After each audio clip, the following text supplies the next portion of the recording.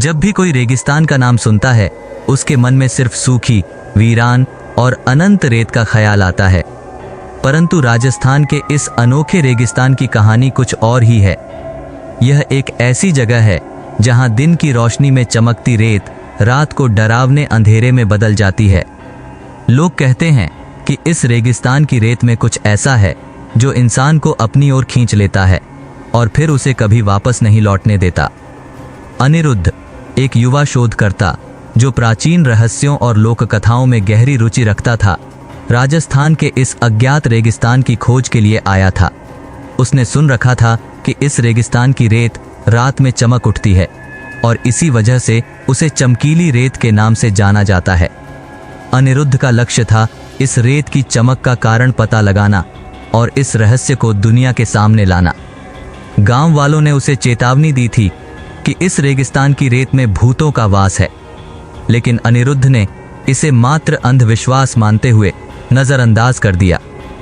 उसकी पत्नी राधिका, जो अपने पति की खोजी प्रवृत्ति को लेकर हमेशा चिंतित रहती थी, ने भी उसे इस यात्रा से मना किया।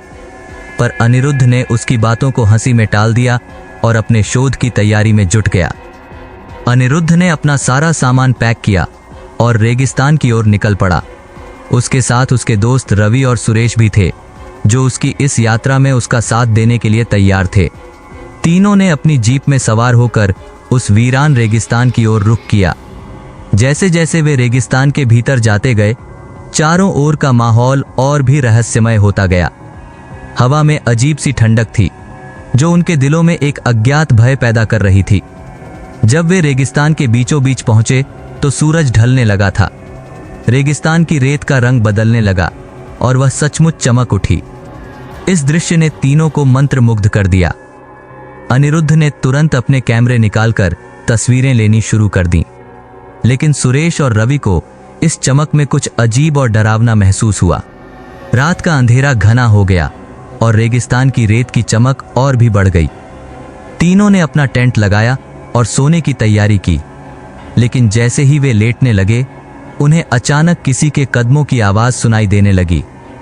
अनिरुद्ध ने इसे हवा का शोर समझा और ध्यान नहीं दिया, लेकिन रवि और सुरेश को इस आवाज ने बेचैन कर दिया।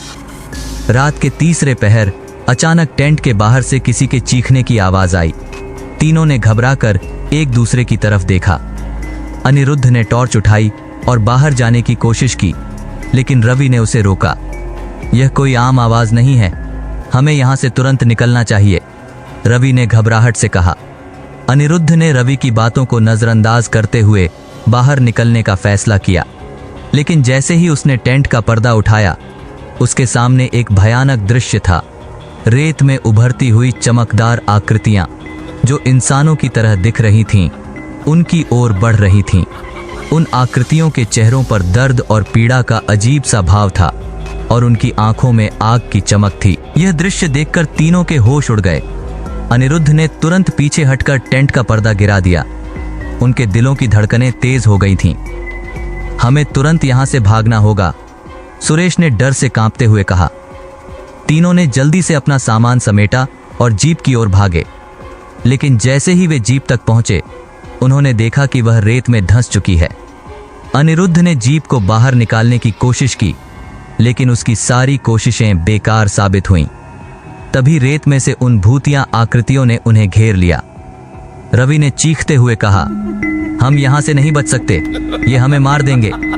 लेकिन अनिरुद्ध ने हार मानने से इनकार कर दिया। उसने अपने बैग से एक मशाल निकाली और उसे जलाकर उन आकृतियों की ओर फेंक दी, लेकिन मशाल के गिरते ही वह रेत में गायब हो गई, जैसे उसने कभी जलाया ही न हो। उन आकृतियों ने अब तीनों को चारों ओर से घेर लिया था। वे धीरे धीरे उनके करीब आ रही थीं। सुरेश और रवि ने अपने जीवन की सबसे भयानक चीखें निकालीं। अनिरुद्ध ने एक आखिरी प्रयास में अपने कैमरे से उन आकृतियों की तस्वीरें लेने की कोशिश की, लेकिन कैमरा भी फेल हो गया। आखिरकार उन आकृतियों ने तीनों को पकड़ लिया। उनकी आत्माएं जैसे उन भूतिया आकृतियों में घुलने लगीं। उनकी दर्दनाक चीखों से रेगिस्तान गूंज उठा और फिर अचानक सब कुछ शांत हो गया। अगली सुबह गांव वालों ने देखा कि अनिरुद्ध रवि और सुरेश की जीप रेगिस्तान के किनारे खड़ी थी, लेकिन उन तीनों का कोई निशान नहीं था। गांव वालों ने इसे एक और भूतिया घटना माना और किसी ने भी उनके बारे में बात नहीं की।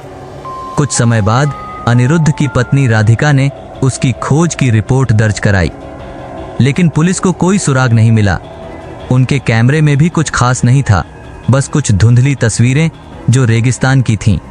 कहते हैं कि आज भी उस रेगिस्तान में उन तीनों की आत्माएं भटकती रहती हैं और जो भी वहां जाता है उसे वे अपनी कहानी सुनाने के लिए रोक लेते हैं। इस कहानी का अंत यही नहीं होता। अनिरुद्ध और उसके दोस्तों की यह भयानक यात्रा आज भी लोगों के बीच एक रहस्य बनी हुई है। चमकीली रेत की इस डरावनी दास्तान के आगे और भी राज छिपे हैं। क्या आप भी इस भयानक कहानी के दूसरे हिस्से के लिए तैयार हैं? अगर हाँ, तो जुड़े रहिए हमारे साथ, क्योंकि अगली बार हम खोलेंगे इस कहानी के और भी डरावने राज।